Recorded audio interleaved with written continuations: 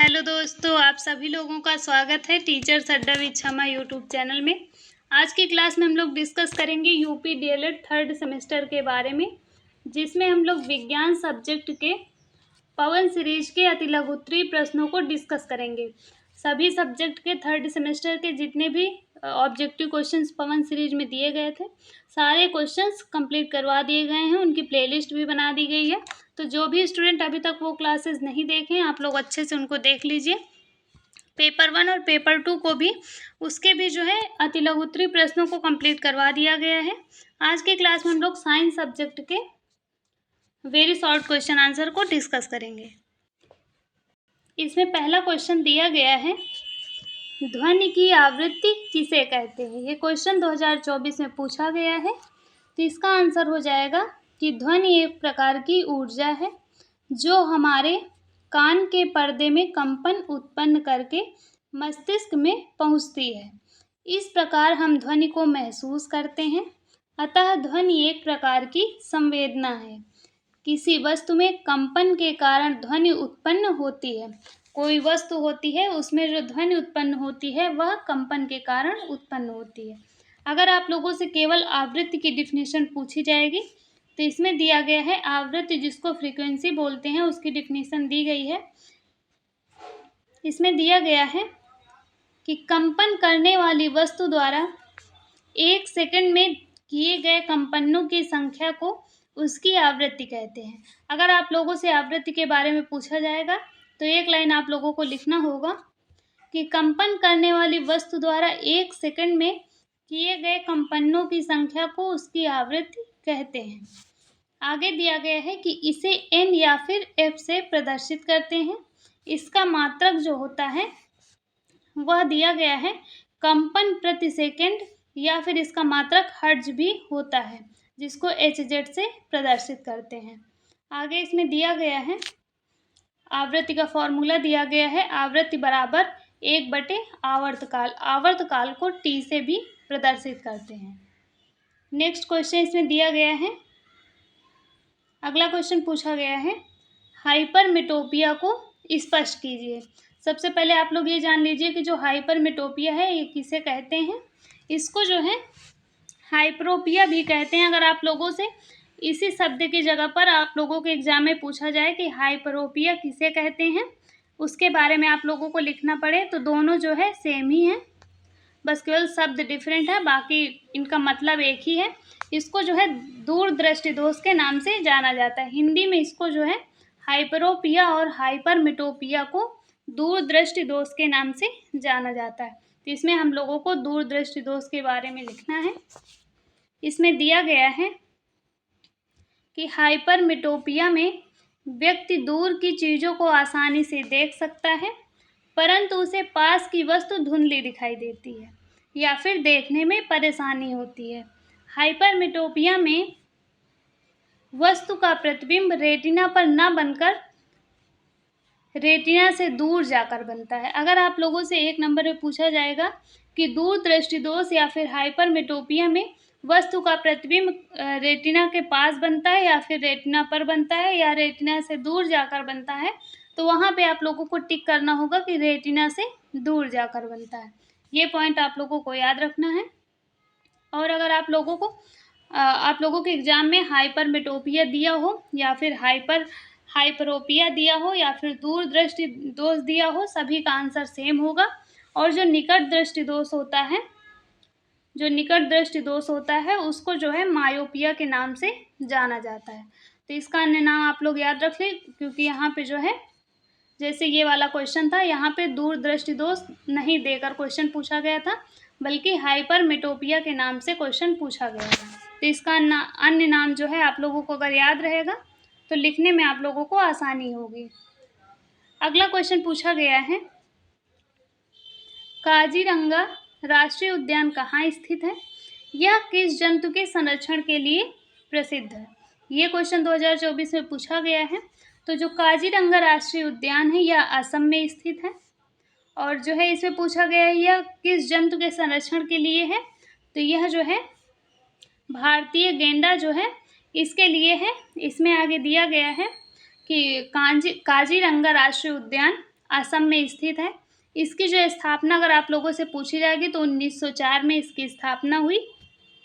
यह भारतीय गैंडे के लिए संरक्षित क्षेत्र घोषित किया गया है। नेक्स्ट क्वेश्चन है, इसमें मधुमेह रोगी के 4 लक्षणों के बारे में पूछा गया है। ये अभी आगे 31 पेज नंबर पे आएगा, उसमें हम लोग इसको डिस्कस कर लेंगे। नेक्स्ट क्वेश्चन इसमें दिया गया है, खनिज क्या है। ये क्वेश्चन भी 2024 से पूछा गया है, तो इसमें आप लोगों को खनिज के बारे में लिखना होगा। इसमें दिया गया है, प्रकृति में पृथ्वी के अंदर धातुएं एवं उनके यौगिक जिस रूप में पाए जाते हैं उनको खनिज कहते हैं। अगर आप लोगों से 1 नंबर में क्वेश्चन पूछा जाएगा वेरी शॉर्ट में, तो आप लोग केवल इतना लिख दीजिए, आप लोगों को 1 नंबर मिल जाएगा। लेकिन अगर 2 नंबर में पूछा जाएगा तो आप लोगों को पूरा लिखना होगा। बहरहाल 2024 में जो है ये 1 नंबर में ही पूछा गया था। तो इसमें दिया गया है कि खनिज क्या है। तो इसमें आप लोग लिख सकते हैं कि प्रकृति में पृथ्वी के अंदर धातुएं एवं उनके यौगिक जिस रूप में पाए जाते हैं उनको खनिज कहते हैं।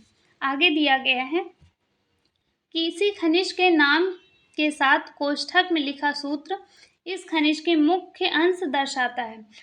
जो कोई खनिज होता है उसके आगे जैसे यहाँ पे दिया गया है कोष्ठक में इसका सूत्र दिया गया है, तो यह खनिज का मुख्य अंश दर्शाता है। इसमें उदाहरण के रूप में दिया गया है कॉपर थायराइड का, इसमें इसका फॉर्मूला दिया गया है। यह एक खनिज है, इसमें मुख्यतः जो है CuFeS2 दिया गया है। तो यह दिया गया है इसमें आगे सूत्र, इससे जो है ये जो फॉर्मूला दिया गया है, ये जो यहाँ पे फॉर्मूला इसके माध्यम से यहाँ पे स्पष्ट किया गया है कि इसमें कॉपर और जो आयरन धातुएं हैं ये जो है इसमें धातुएं होती हैं। कॉपर ये Cu हो जाएगा और आयरन यहाँ पे Fe हो जाएगा। तो ये इसमें धातुएं दी गई हैं। और इसमें आगे दिया गया है कि साथ ही पृथ्वी के गर्भ से निकाले जाने वाले जो पदार्थ होते हैं वो खनिज पदार्थ कहलाते हैं। जो पृथ्वी के गर्भ से निकाले जाते हैं, जो पदार्थ निकाले जाते हैं वो खनिज पदार्थ कहलाते हैं। और अगर आप लोगों से केवल खनिज के बारे में पूछा जाएगा तो आप लोग इतना लिख सकते हैं कि प्रकृति में पृथ्वी के अंदर धातुएं एवं उनके यौगिक जिस रूप में पाए जाते हैं उनको खनिज कहते हैं। नेक्स्ट क्वेश्चन है, मोस्ट इम्पॉर्टेंट है, कई बार पूछा जा चुका है, तो इसको आप लोग अच्छे से याद रखना। 2024 में पूछा गया है कि एथेन तथा एसिटिलीन का सूत्र लिखिए। इसमें आप लोगों को दोनों के सूत्र लिख देना है। एथेन का हो जाएगा C2H6 और एसिटिलीन का हो जाएगा C2H2। ये दोनों फार्मूला आप लोग अच्छे से याद रख लेना, कई बार पूछा गया है। नेक्स्ट क्वेश्चन पूछा गया है, ऊष्मा संचरण की 3 विधियां कौन कौन सी हैं उनके नाम लिखिए। 2023 में पूछा गया है। तो जो ऊष्मा संचरण है इसकी 3 विधियां निम्नलिखित हैं। पहली हो जाएगी संचालन, दूसरी हो जाएगी संवहन और तीसरी हो जाएगी विकिरण। तो ये ऊष्मा संचरण की तीनों विधियां आप लोग याद रखना। अगला क्वेश्चन पूछा गया है, इसमें पूछा गया है, ये तो सभी को पता होगा कि रेगिस्तान का जहाज किसे कहते हैं, तो ऊंट को कहते हैं। ये तो सभी को पता होगा। बाकी 1 नंबर में 2023 में ये क्वेश्चन पूछा गया था। नेक्स्ट क्वेश्चन है, खाने का सोडा और धावन सोडा का रासायनिक सूत्र लिखिए। ये जो है 2nd सेमेस्टर के सिलेबस में भी साइंस में दिया गया था, मोस्ट इम्पॉर्टेंट है। 2nd सेमेस्टर में भी पूछा जाता है और 3rd सेमेस्टर में भी पूछा जाता है। तो इसमें आप लोगों को खाने का सोडा और धावन सोडा का रासायनिक सूत्र पूछा गया है। तो खाने का सोडा है इसका रासायनिक सूत्र हो जाएगा NaHCO3 और जो धावन सोडा है इसका रासायनिक सूत्र हो जाएगा Na2CO3। ये दोनों के आप लोगों को रासायनिक सूत्र याद रखना है।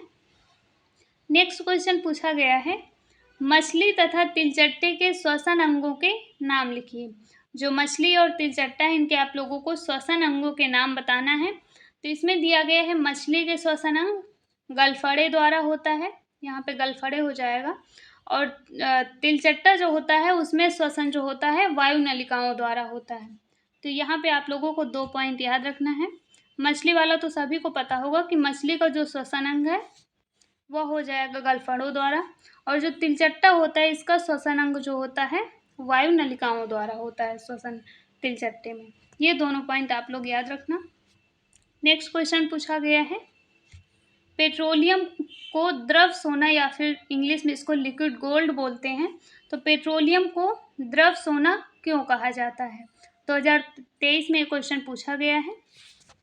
तो इसमें आप लोग लिख सकते हैं कि वर्तमान युग में पेट्रोलियम किसी राष्ट्र के लिए सोने से भी अधिक कीमती है। आगे इसमें दिया गया है कि किसी भी राष्ट्र की उन्नति काफ़ी हद तक इस बात पर निर्भर करती है कि उसके पास कितना पेट्रोलियम है। और इसमें दिया गया है कि कृषि, उद्योग, यातायात, संचार आदि अनेक क्षेत्रों में इसका जो है उपयोग किया जाता है पेट्रोलियम का। अत्यधिक उपयोगिता के कारण पेट्रोलियम को द्रव सोना कहा जाता है। अगर आप लोगों के एग्जाम में पूछा जाएगा कि पेट्रोलियम को द्रव सोना क्यों कहा जाता है, तो ये आप लोगों को अच्छे से याद रख लेना है कि वर्तमान युग में जो पेट्रोलियम है किसी राष्ट्र के लिए सोने से भी अधिक कीमती है। किसी भी राष्ट्र की उन्नति काफ़ी हद तक इस बात पर निर्भर करती है कि उसके पास कितना पेट्रोलियम है। कृषि, उद्योग, यातायात, संचार अनेक क्षेत्रों में इसका उपयोग किया जाता है। अत्यधिक उपयोगिता के कारण पेट्रोलियम को द्रव सोना कहा जाता है। नेक्स्ट क्वेश्चन है, अनुप्रस्थ तरंगों में दो सुरंगों या फिर शीर्ष के बीच की दूरी क्या होती है? तो इसमें लिख सकते हैं कि अनुप्रस्थ तरंगों में दो सुरंगों के बीच की दूरी तरंग दैर्ध्य कहलाती है। बाकी यहाँ पे इसमें दो सुरंगों के बीच की दूरी पूछी गई है, इसमें पूछा गया है कि जो दूरी होती है वो क्या कहलाती है, तो वो जो है तरंग दैर्ध्य कहलाएगी। अगर आप लोगों के एग्जाम में पूछा जाएगा कि अनुप्रस्थ तरंगों में दो सुरंगों या फिर यहाँ पे सुरंगों हो जाएगा, दो सुरंगों के बीच की दूरी क्या कहलाती है, तो वह तरंग दैर्ध्य कहलाती है। नेक्स्ट क्वेश्चन है, तालाब के एक बूंद पानी में सूक्ष्मदर्शी से देखे जाने वाले किन्हीं 4 सूक्ष्म जीवों के नाम लिखिए। अगर जो तालाब का पानी होता है उसमें अगर आप लोग एक बूंद पानी को माइक्रोस्कोप या फिर सूक्ष्मदर्शी से देखेंगे तो उसमें कोई 4 सूक्ष्म जीवों के आप लोगों से नाम पूछे गए हैं। सूक्ष्म जीव तो उसमें काफ़ी दिखाई देंगे, लेकिन केवल इसमें 4 पूछे गए हैं माइक्रोबैक्टीरिया के नाम। तो इसमें आप लोग लिख सकते हैं, पहला लिख सकते हैं कवक, दूसरा लिख सकते हैं बैक्टीरिया, तीसरा शैवाल, चौथा प्रोटोजोआ। इसके अंतर्गत सभी आ जाएंगे। तो ये आप लोग 4 नाम पूछे गए हैं, तो 4 आप लोग लिख सकते हैं। नेक्स्ट क्वेश्चन है, सभी हरे पेड़ पौधे स्वपोषी क्यों कहलाते हैं? तो इसमें लिख सकते हैं कि ऐसे जीव जो अपना भोजन स्वयं बनाते हैं स्वपोषी कहलाते हैं। अतः सारे हरे पेड़ पौधे जो सूर्य के प्रकाश की उपस्थिति में प्रकाश संश्लेषण द्वारा अपना भोजन स्वयं बनाते हैं, इसलिए वो स्वपोषी कहलाते हैं। नेक्स्ट क्वेश्चन इससे पूछा गया है कि कैराइल क्या होता है, इसका उपयोग क्या है। ये क्वेश्चन 2022 में पूछा गया है। ये सारे क्वेश्चंस मोस्ट इम्पॉर्टेंट है, जितने भी सीरीज में दिए गए हैं इसमें वो सभी क्वेश्चंस आ जाते हैं जो प्रीवियस ईयर पेपर में पूछे जाते हैं। तो इसको आप लोग अच्छे से 1-2 बार पढ़ लीजिए ताकि आप लोगों के प्रीवियस ईयर क्वेश्चन भी अच्छे से कंप्लीट हो जाए और जो सीरीज में क्वेश्चंस दिए गए हैं वो भी कंप्लीट हो जाए, ताकि जो है इसी से आप लोगों के एग्जाम में भी क्वेश्चंस पूछे जाएंगे, तो आप लोगों की तैयारी अच्छे से हो जाए। इसमें जो है पूछा गया है कि कैराइल क्या होता है। तो इसमें जो है जो कैराइल होता है इसमें आंसर दिया गया है कि भुनी हुई शक्कर होती है। भुनी हुई शक्कर को कैराइल कहते हैं। इसका उपयोग पूछा गया है। तो इसमें आगे दिया गया है कि इसका जो उपयोग है यहाँ पे इसका हो जाएगा वस्तु को कलर करने में, कैंडी बनाने में, टॉफ़ी इत्यादि बनाने में कैराइल का यूज किया जाता है। नेक्स्ट इसमें पूछा गया है रात में तारे क्यों टिमटिमाते हैं। तो ये जो क्वेश्चन है ये तो आप लोग 9th 10th 11th 12th में पढ़े होंगे अच्छे से। बाकी इसमें दिया गया है कि जो रात में तारे होते हैं क्यों टिमटिमाते हैं। इसमें आंसर दिया गया है कि जो तारे जो हैं वायुमंडलीय अपवर्तन के कारण टिमटिमाते हैं। और इसमें आगे दिया गया है कि और पृथ्वी के वायुमंडल में जैसे ही ये प्रवेश करते हैं, प्रवेश करने के पश्चात पृथ्वी का जो पृष्ठ होता है उस पर पहुंचने तक तारे का जो प्रकाश होता है वो निरंतर अपरिवर्तित होता रहता है, जिसके कारण तारे चमकते या फिर टिमटिमाते दिखाई पड़ते हैं। तो ये आप लोगों से 1 नंबर में पूछा जाएगा, तो इसको आप लोग लिख सकते हैं।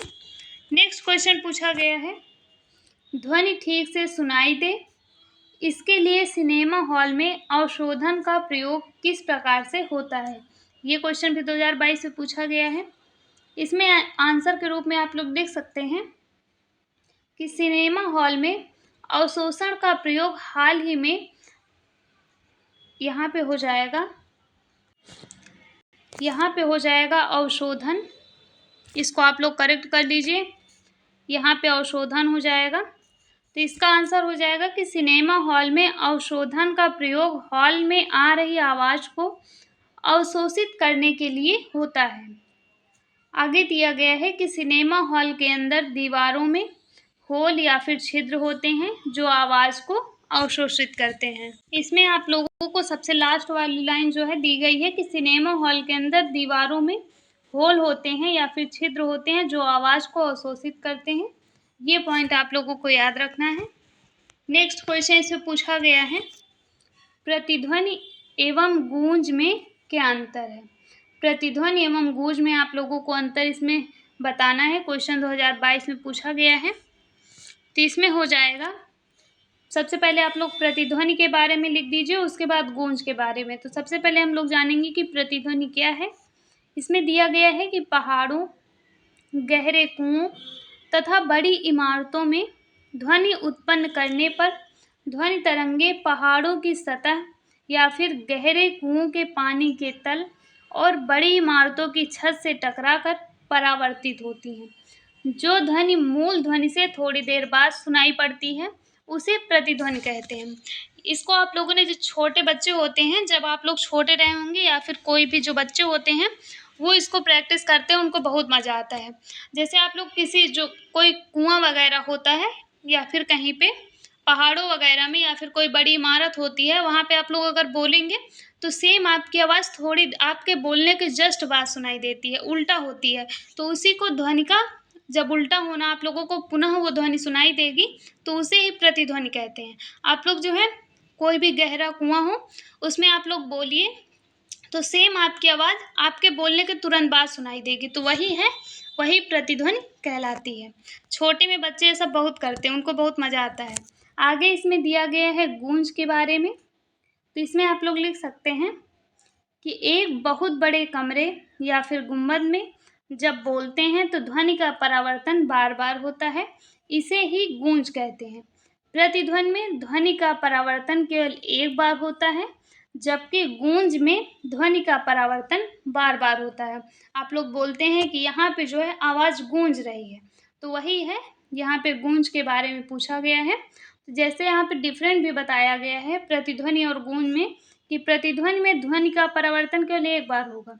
जैसे आप लोग गहरे कुएं के पास या फिर पहाड़ों में केवल एक बार बोलेंगे तो सेम वही आवाज़ आपके बोलने के तुरंत बाद केवल एक बार ही आवाज़ आएगी, तो उसमें परावर्तन केवल एक बार होगा।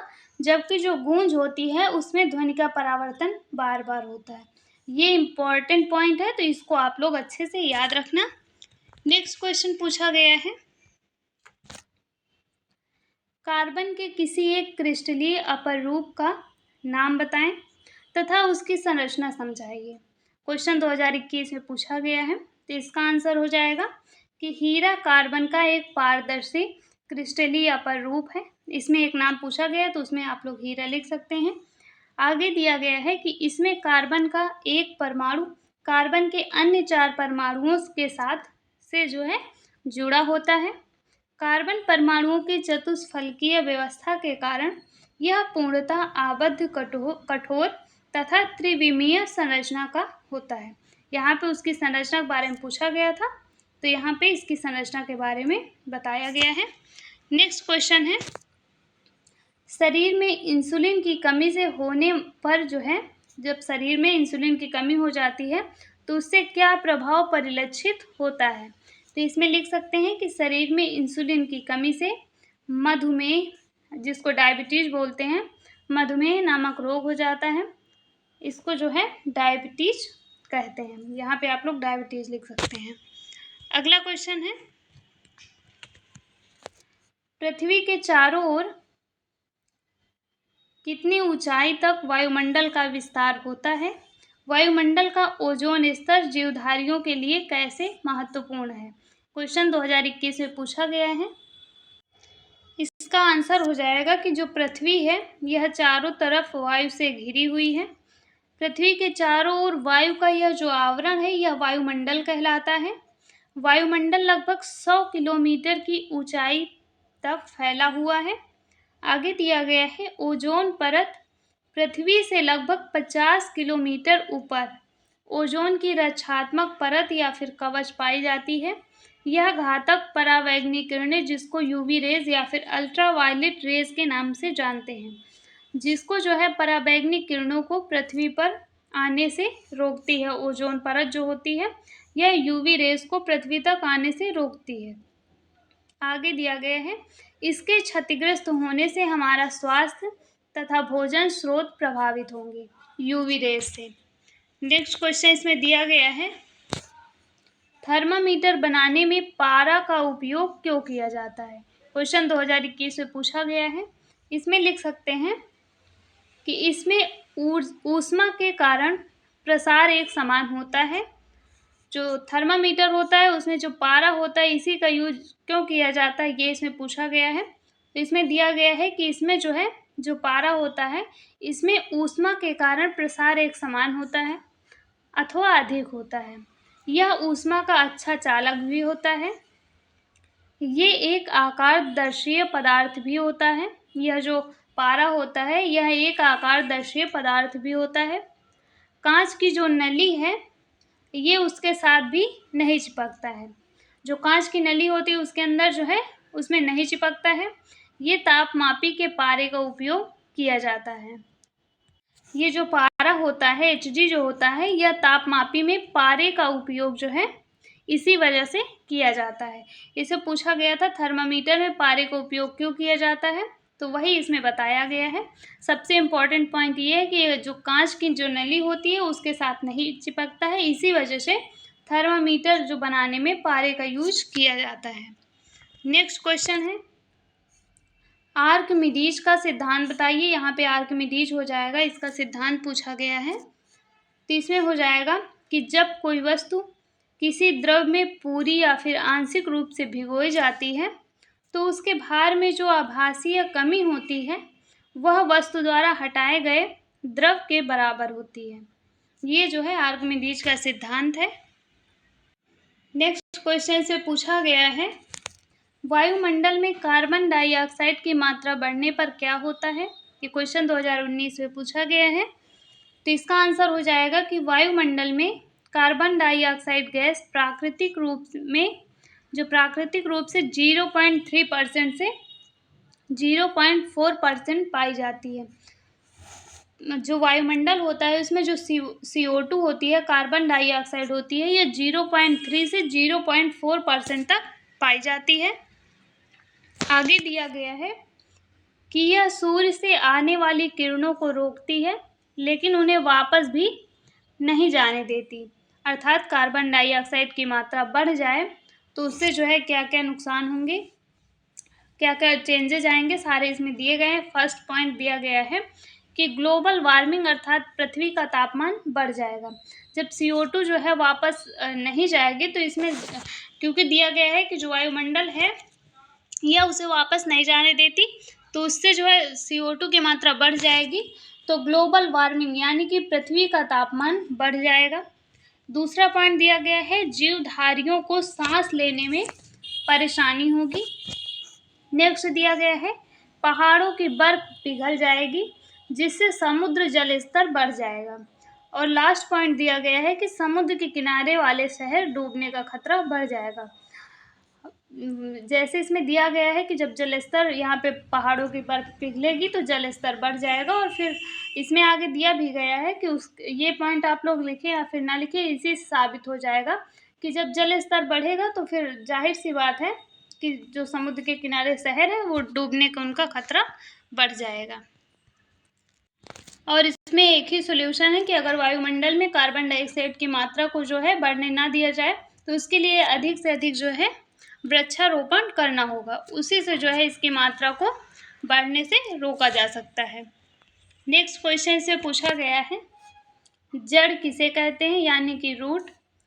पौधों में पाई जाने वाली जड़ें कितने प्रकार की होती हैं। ये जो है बॉटनी का क्वेश्चन है। तो इसमें आप लोगों को सबसे पहले रूट के बारे में यानी जड़ के बारे में बताना है। तो इसमें आंसर लिख सकते हैं कि जड़ वृक्ष का वह हिस्सा है जो जमीन के नीचे रहता है। इसे दो भागों में बांट सकते हैं। पहला हो जाएगा मूसला मूल, दूसरा हो जाएगा झकड़ा मूल। मूसला जड़ भी लिख सकते हैं और झकड़ा जड़ भी लिख सकते हैं, क्योंकि यहाँ पे पूछा गया है कि जड़ें कितने प्रकार की होती हैं, तो इसमें 2 प्रकार की होती हैं। पहला हो जाएगा मूसला मूल और दूसरा हो जाएगा झकड़ा जड़ें। आगे दिया गया है यद्यपि बरगद जैसे पेड़ों में अपस्थानिक जड़ें भी पाई जाती हैं। ये आप लोग अच्छे से याद रखना। नेक्स्ट क्वेश्चन है, कैंची किस प्रकार का उत्तोलक है? उत्तोलक के बारे में सेकंड सेमेस्टर में साइंस जो सब्जेक्ट है, इसमें सेकंड सेमेस्टर में काफ़ी डिटेल से आप लोगों ने पढ़ा होगा, क्योंकि उत्तोलक वाला टॉपिक वहाँ पे अच्छे से दिया गया था कि उत्तोलक क्या होता है, कितने प्रकार के होते हैं, कौन, ये जो है एग्जाम्पल उसके अलग अलग सभी उत्तोलक के दिए गए थे, सभी श्रेणी के। तो उसमें आप लोगों ने पढ़ा होगा। तो इसमें पूछा गया है कि कैंची किस प्रकार का उत्तोलक है, 2019 में पूछा गया था। तो जो कैंची है यह प्रथम प्रकार का उत्तोलक है। आप लोग अगर इतना भी लिख देंगे, क्योंकि इसमें सिर्फ पूछा गया है किस प्रकार का, तो आप लोगों को 1 नंबर मिल जाएगा। बाकी इसमें आगे डिटेल से दिया गया है कि इसमें एक सिरे पर बल, दूसरे पर भार तथा बीच में आलम्ब होता है। यह प्रथम प्रकार के उत्तोलक की डिफिनीशन दी गई है। नेक्स्ट क्वेश्चन है,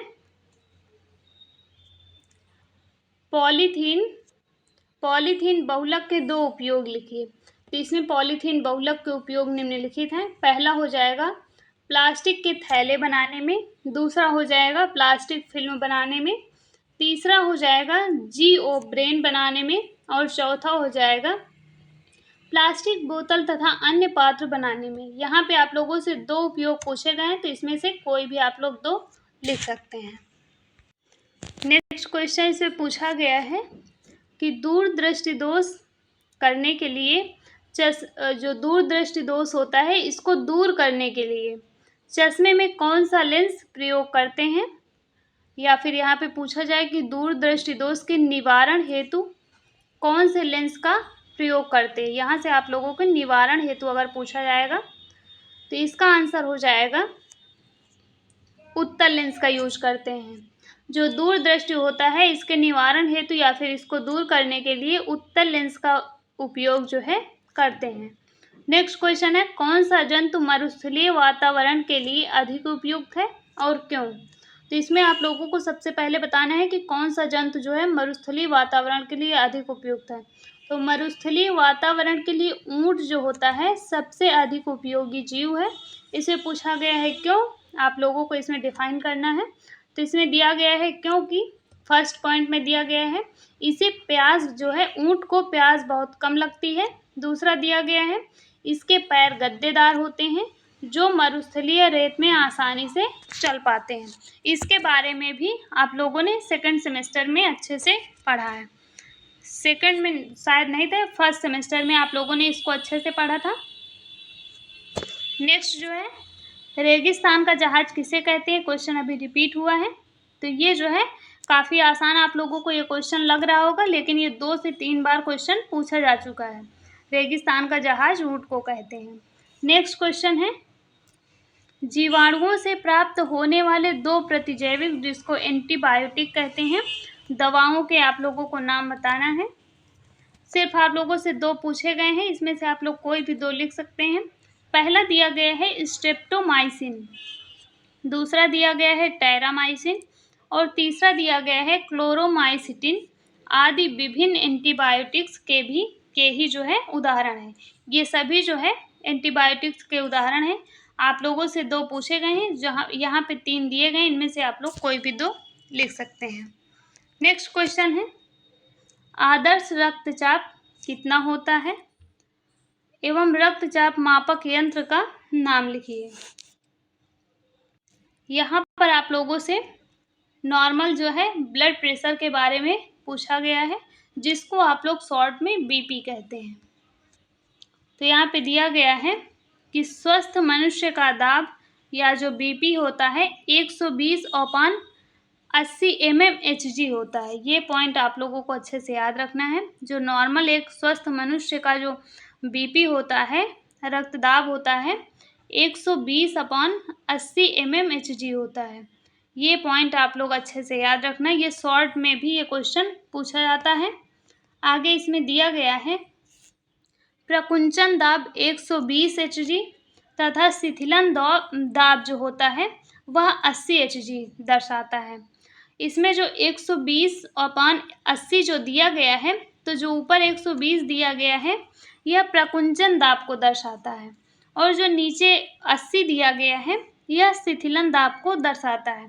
तो ये आप लोगों को अच्छे से याद रखना है कि 120 इसमें कौन सा दाब है और 80 कौन सा दाब है। तो ये पॉइंट आप लोगों को याद रखना है। आगे दिया गया है, क्योंकि इसमें पूछा गया है रक्तदाब मापक यंत्र का नाम आप लोगों को बताना है। तो इसमें दिया गया है कि जो है रक्तदाब मापने के यंत्र को स्फिग्नोमैनोमीटर जो है कहते हैं। इसमें आप लोग ये जरूर याद रखना कि जो रक्तदाब मापक यंत्र है इसका नाम आप लोगों को याद रखना है स्फिग्नोमैनोमीटर, क्योंकि ये कई बार पूछा जा चुका है। नेक्स्ट क्वेश्चन है, मनुष्य की श्रवण क्षमता किस आवृत्ति तक सुग्राह्य है। ये क्वेश्चन 2018 में पूछा गया है। तो इसमें लिख सकते हैं कि मानव कान एक निश्चित सीमा के बीच की सीधे आवृत्तियां की ध्वनि सुन सकता है। यह सीमा 20 हर्ट्ज से 20,000 हर्ट्ज होती है। आवृत्ति का मात्रक कंपन प्रति सेकंड अथवा हर्ट्ज है, और इसमें दिया गया है कि 1 हर्ट्ज बराबर 1 कंपन प्रति सेकंड।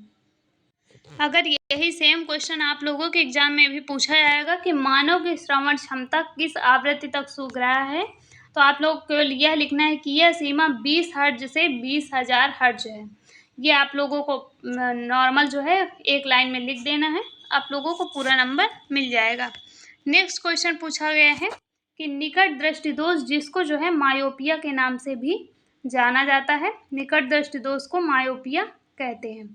तो इसे पूछा गया है कि निकट दृष्टि दोष दूर करने के लिए चश्मे में कौन सा लेंस प्रयोग किया जाता है। तो इसका आंसर हो जाएगा कि निकट दृष्टि दोष दूर करने के लिए चश्मे में उचित फोकस दूरी वाला अवतल लेंस का प्रयोग किया जाता है। यह लेंस प्रकाश किरणों को अपसारित करके प्रतिबिंब को रेटिना पर बनाता है, जिससे निकट दृष्टि दोष दूर हो जाता है। आप लोगों को निकट दृष्टि दोष और दूर दृष्टि दोष दोनों अच्छे से याद रख लेना है, और इसके निवारण हेतु कौन कौन से जो है लेंस का यूज किया जाता है इसको भी आप लोगों को याद रखना है, क्योंकि निकट दृष्टि दोष और दूर दृष्टि दोष से हर बार क्वेश्चन पूछे जाते हैं। अगला क्वेश्चन इससे पूछा गया है, रसोई घर में प्रयोग होने वाले द्रवित पेट्रोलियम गैस के रिसाव का पता लगाने के लिए उसमें मिलाए जाने वाले पदार्थ का नाम लिखिए। तो इसमें आप लोगों को जो लिखना है कि द्रवित पेट्रोलियम गैस, जिसको एलपीजी कहते हैं, लिक्विड पेट्रोलियम गैस। तो इसमें हो जाएगा कि द्रवित पेट्रोलियम गैस एलपीजी के रिसाव का पता लगाने के लिए इसमें गंध वाला पदार्थ एथिल मरकैप्टन, जिसका जो है फॉर्मूला हो जाएगा C2H5SH हो जाएगा, ये इसका फॉर्मूला हो जाएगा। तो इसमें दिया गया है, आप लोगों से इसमें पूछा गया था कि द्रवित पेट्रोलियम गैस के रिसाव का पता लगाने के लिए जो है किस पदार्थ का यूज करते हैं। तो इसमें जो है लिख सकते हैं कि एथिल मरकैप्टन, जिसका फॉर्मूला दिया गया है C2H5SH। इसका जो है द्रवित पेट्रोलियम गैस के रिसाव का पता लगाने के लिए इसमें गंध वाला पदार्थ एथिल मरकैप्टन मिश्रित कर दिया जाता है। एलपीजी मुख्यतः आइसोब्यूटेन एवं प्रोपेन गैसों का मिश्रण होती है, जो कि गंधहीन होती है। अब अगर आप लोगों से यहीं पे क्वेश्चन पूछा जाएगा कि जो एलपीजी होती है वह जो है किन गैसों का मिश्रण है, तो ये पॉइंट भी आप लोग अच्छे से याद रख लेना कि यह जो है आइसोब्यूटेन और प्रोपेन गैसों का मिश्रण है। ये पॉइंट भी आप लोगों को यहाँ से याद रखना है। और जो इसमें क्वेश्चन पूछा गया था कि रसोई घर में प्रयोग होने वाले द्रवित पेट्रोलियम गैस के रिसाव का पता लगाने के लिए उसमें किस पदार्थ, उसे मिलाए जाने वाले पदार्थ का नाम बताइए। तो इसमें आप लोग सिर्फ ये लिख सकते हैं एथिल मरकैप्टन, उसका आप लोग फॉर्मूला भी यहाँ पे लिख सकते हैं। इसकी जिसको भी आप लोगों को इसकी पीडीएफ चाहिए हो, सभी लोग टेलीग्राम चैनल को ज्वाइन कर लीजिए। और वहाँ पे केवल जो आज की क्लास चली, केवल इसी की पीडीएफ नहीं प्रोवाइड की जाएगी। ये जितनी भी सीरीज है, पवन सीरीज, राजन सीरीज और सभी सब्जेक्ट के hand written notes Telegram channel में पहले से प्रोवाइड कर दिए गए हैं। तो कुछ बच्चे जो है क्लास में बाद में कमेंट करते हैं कि केवल आप उसमें पीडीएफ के लिए बोल देती हैं, बाकी पीडीएफ नहीं देती हैं। तो ऐसी कोई बात नहीं है, पीडीएफ पहले से वहाँ प्रोवाइड कर दी जाती है, तो बार बार फिर उसी पीडीएफ को बार बार जो है सेंड करने का कोई मतलब नहीं रहता है। तो इसीलिए जब सारे सीरीज की पीडीएफ पहले से प्रोवाइड कर दी गई है, तो आप लोग वहाँ से उसको डाउनलोड करके अच्छे से पढ़ सकते हैं। बार बार उसी पीडीएफ को प्रोवाइड करना, उसका कोई औचित्य जो है नहीं है। तो इसमें आप लोग वहाँ पे पहले से प्रोवाइड कर दी गई है, पिन कर दिया गया है मैसेज, वहाँ से आप लोग डाउनलोड कर सकते हैं। और सारे सब्जेक्ट के हैंड रिटन नोट्स भी टेलीग्राम चैनल में प्रोवाइड कर दिए गए हैं। नोट्स को आप लोग डाउनलोड करके अच्छे से प्रिंट आउट निकलवा कर पढ़ सकते हैं। बाकी सीरीज की क्लासेस आप लोगों की चल ही रही हैं। सभी लोग जो है यूट्यूब चैनल को सब्सक्राइब कर लीजिए, ताकि आप लोगों की जब नेक्स्ट क्लास चले तो उसका नोटिफिकेशन आप लोगों तक पहुंच जाए। बाकी जो नेक्स्ट क्लास होगी उसमें हम लोग इसके आगे के क्वेश्चंस कंप्लीट करेंगे, क्योंकि आज की क्लास जो है यहीं तक रहेगी। इसमें जो है सभी अतिलघुत्तरीय प्रश्न कंप्लीट नहीं हुए हैं, अभी 1-2 क्लासेस और लगेंगी, तब इसके जो है साइंस के क्वेश्चंस कंप्लीट हो जाएंगे। तो आज की क्लास यहीं तक। अगर आप लोगों को कोई डाउट है तो आप लोग कमेंट कर सकते हैं, और अपने दोस्तों के पास वीडियो शेयर कर दीजिए। और वीडियो अगर आप लोगों को हेल्पफुल लगी तो आप लोग वीडियो में लाइक करके कमेंट जरूर कर दिया करिए। मिलते हैं नेक्स्ट वीडियो में, तब तक के लिए थैंक यू।